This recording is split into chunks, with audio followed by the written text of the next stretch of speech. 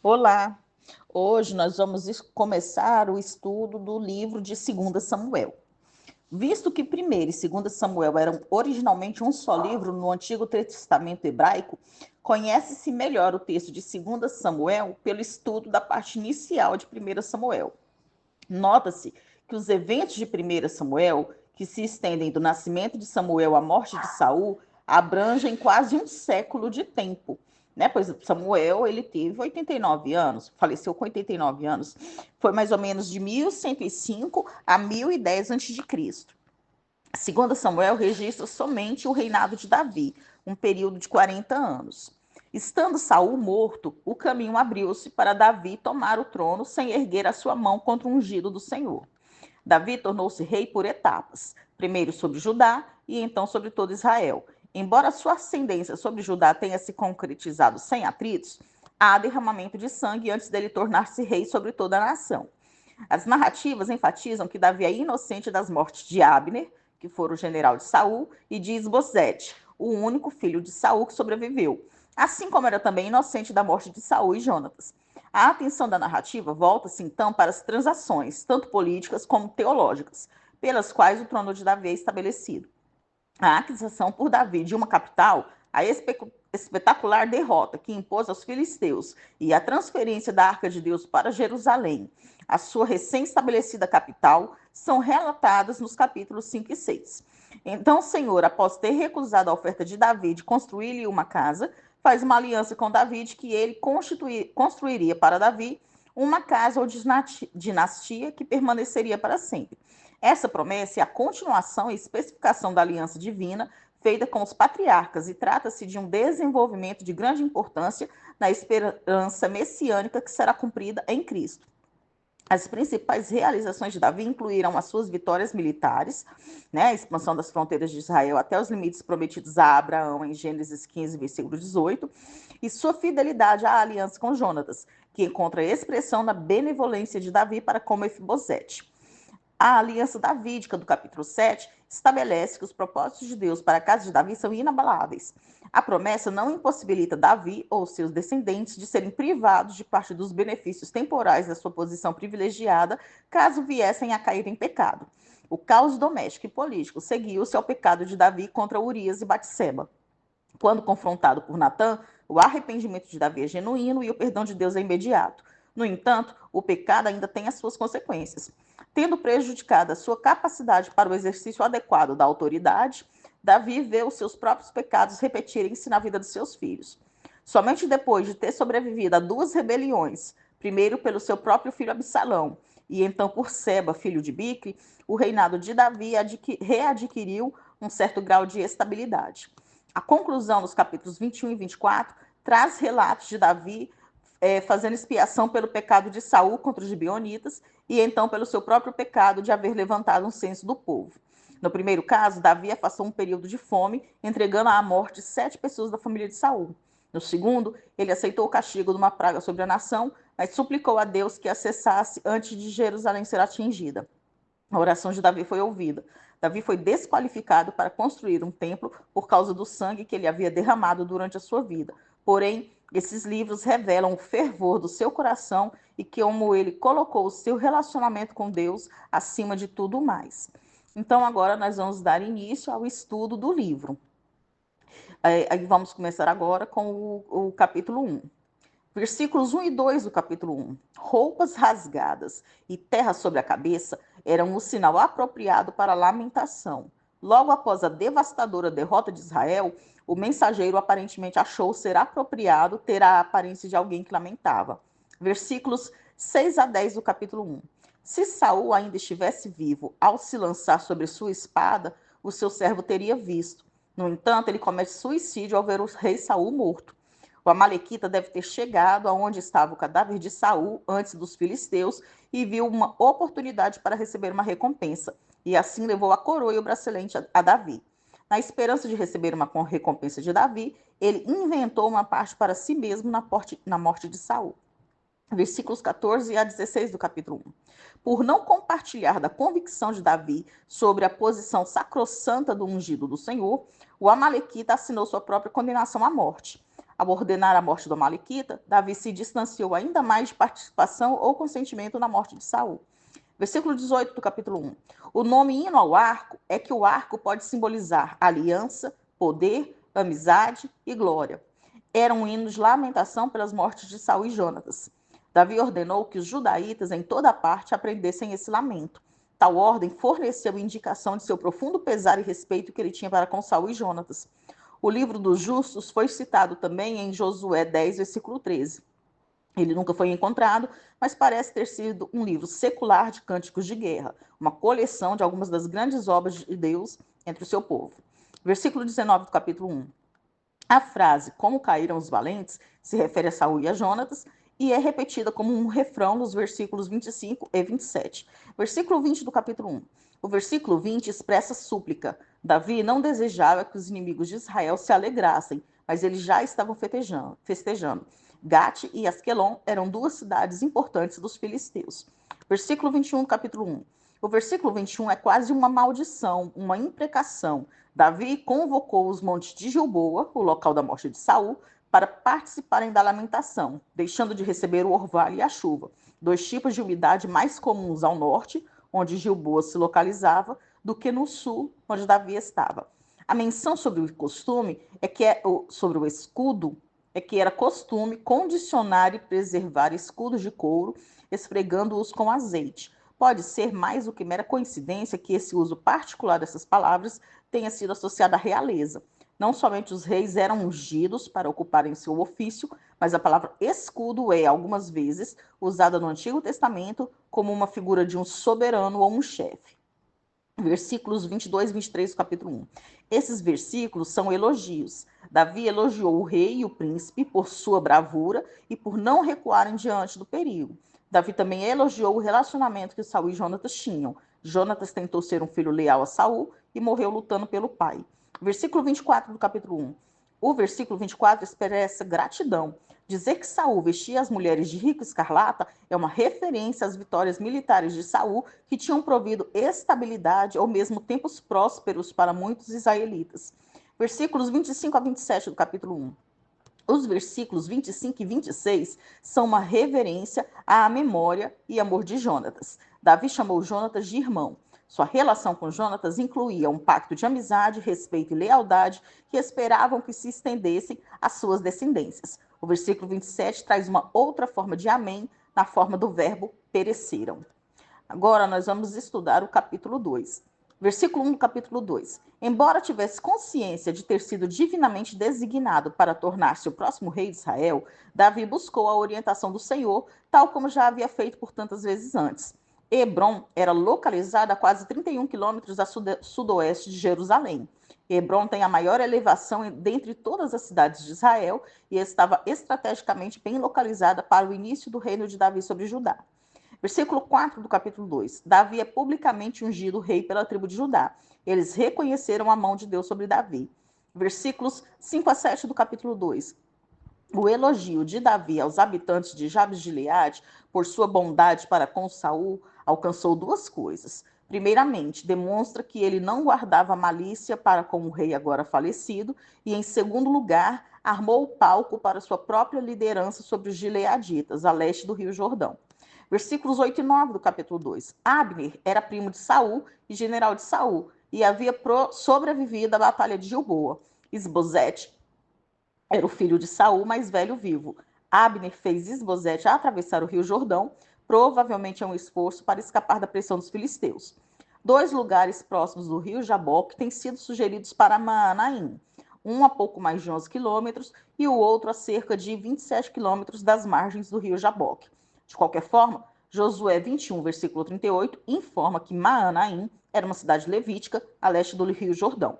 Então, talvez Abner estivesse procurando um componente sacerdotal na nomeação de Isbosete como rei de Israel.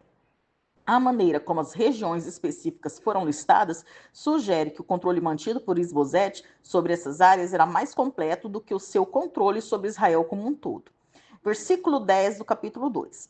Demorou 5 anos para Abner conseguir fazer os conchavos políticos necessários para que Isbosete fosse nomeado rei e aceito pelo povo. Por isso, Isbosete só reinou 2 anos. Não se sabe como ficaram politicamente e administrativamente as outras tribos de Israel nos 5 anos antes de Ibosete ser coroado rei. Versículo 12 do capítulo 2. Gibeão era uma cidade benjamita, atualmente chamada El-Gibe, cerca de 8 quilômetros ao norte de Jerusalém e 37 quilômetros ao norte de Hebrom, onde Davi estava reinando sobre Judá. Versículo 13 do capítulo 2. Joabe, o general de Davi, quis manter o exército de Isbosete fora dos limites de Judá. O tanque de Gibeão, ou açude de Gibeão, provavelmente se trata de um grande reservatório junto à fonte do lado de fora da cidade. Versículo 14 do capítulo 2.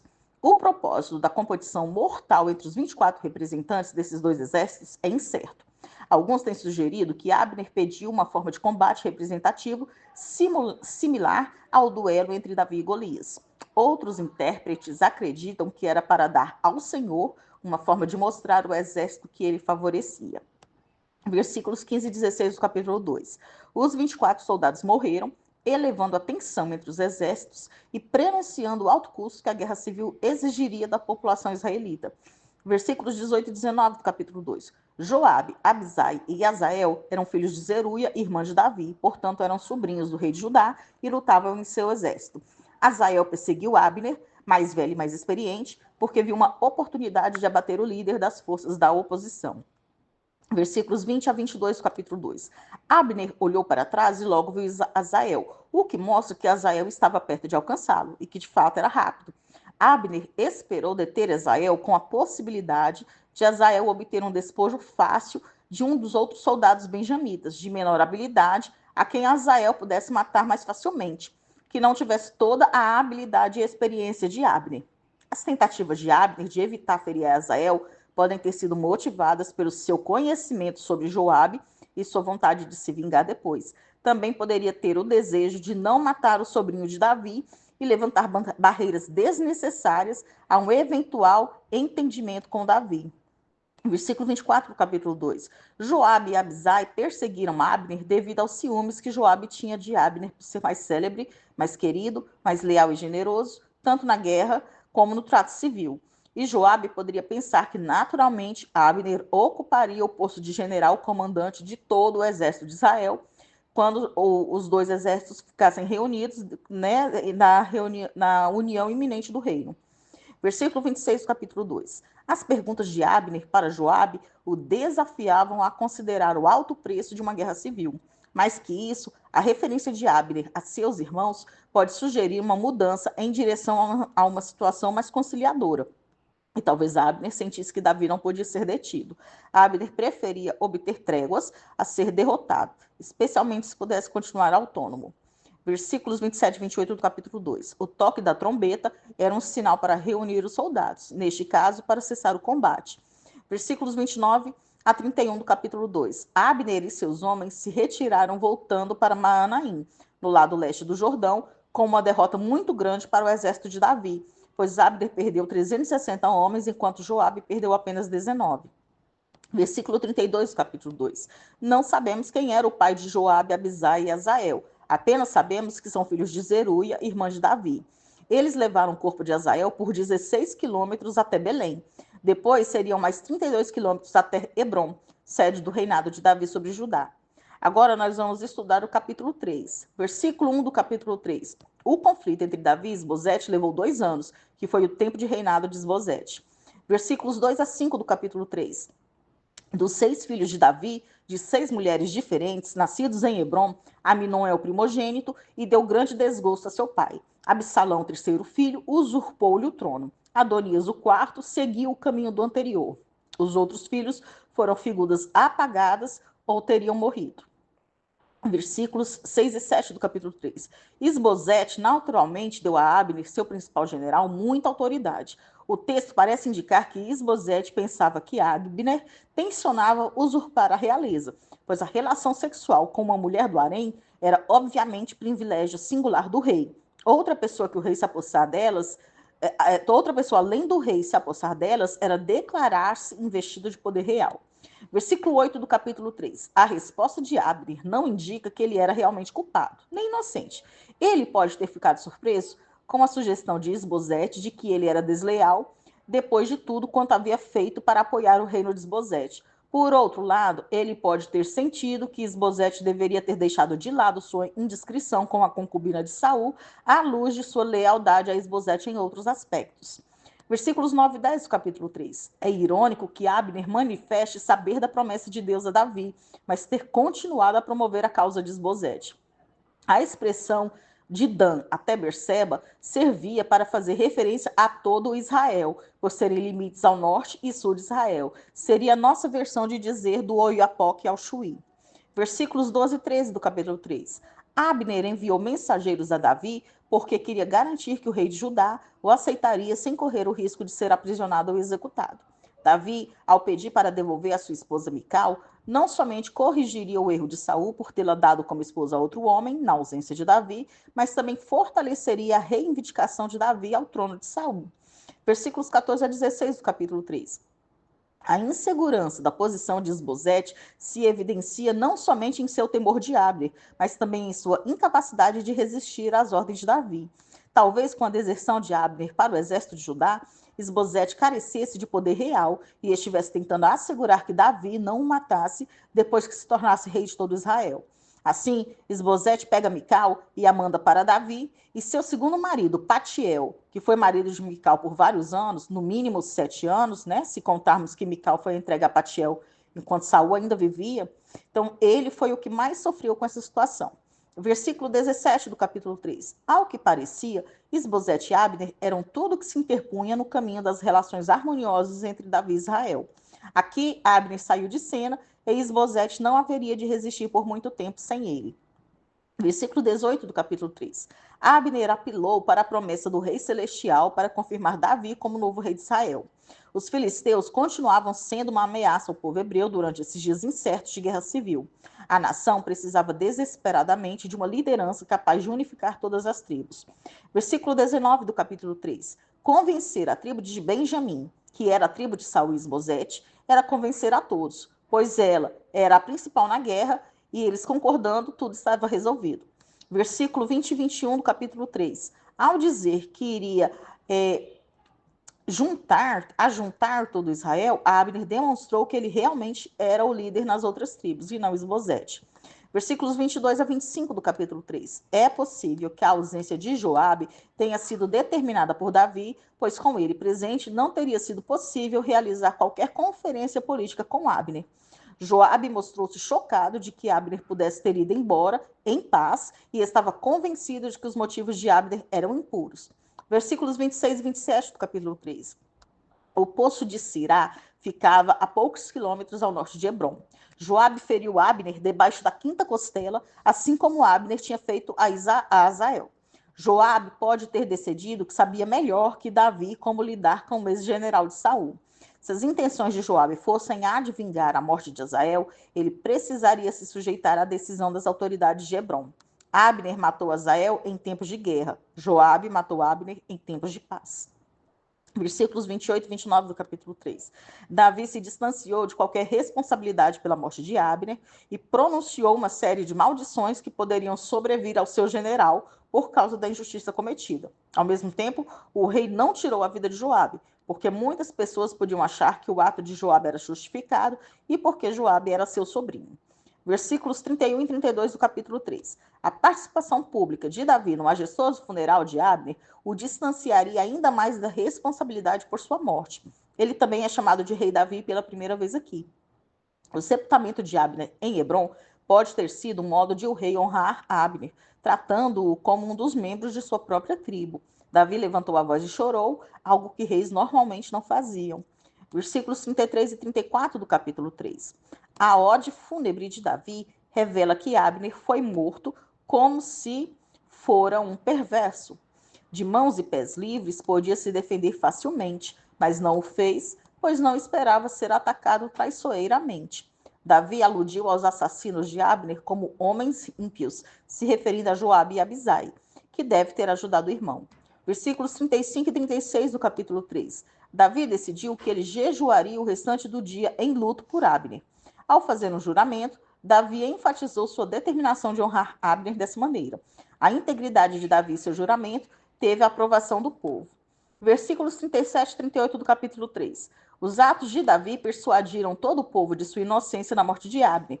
Ao dizer que Abner foi um grande homem, um príncipe, o rei mostrou que ele podia perdoar os israelitas que haviam desafiado sua realeza se eles agora estivessem dispostos a sujeitar-se a seu novo rei. Versículo 39 do capítulo 3. Até este ponto, Davi tinha sido ungido rei apenas sobre Judá, e talvez ele pretendesse que suas palavras sobre ser rei ungido fizessem morada na mente dos outros também. Ao mesmo tempo, ele considerou sua posição fraca, em contraste com a natureza impetuosa de Joabe e Abisai. Então, terminamos aqui o estudo dos capítulos 1 a 3 do livro de 2 Samuel.